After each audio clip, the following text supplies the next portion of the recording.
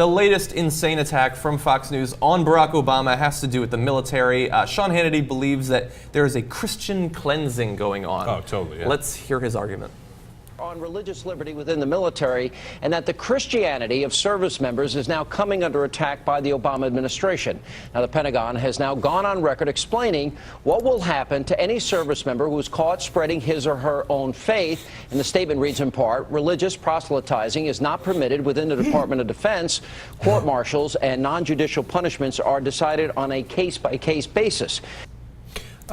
That's so awesome. I love that. Yeah. So because they can no longer intimidate you into believing their religion and saying, hey, there'll be consequences within the military if you don't follow my particular strain of Christianity, etc. Right? Oh, we're wiping out the Christians. This is done. We're done. By the way, I think we're missing the biggest point. Thank God the Pentagon issued that statement. Yeah, of course. We're going into the Muslim world with guns and bombs and drones, right? And yeah, here's what you can't do. You can't convert them when you are a representative of the United States government. You want to quit the military, leave, and come back as a missionary? Go nuts that you get to do that in this country. So, but there's also another large issue where within the military, particularly the Air Force, now, first of all, there's always been a rule that you can't do this. This is not a new rule, right?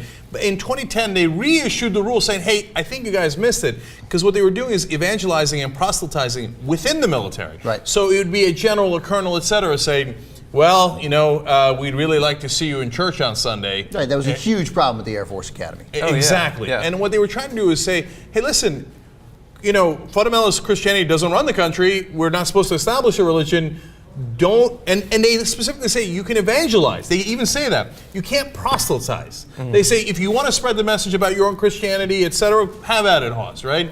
But don't force it on people, and especially if you're a commanding officer, don't use your power to try to woo people to your religion. But this is so obvious for morale. I mean, if you're Jewish, you're an atheist, you're Buddhist, whatever you are in the armed forces, and they keep pressuring you and pressuring you. Or a Christian who's like only kind of into it. Right. Yeah. And if you think your promotion depends upon it, how bad is that for morale?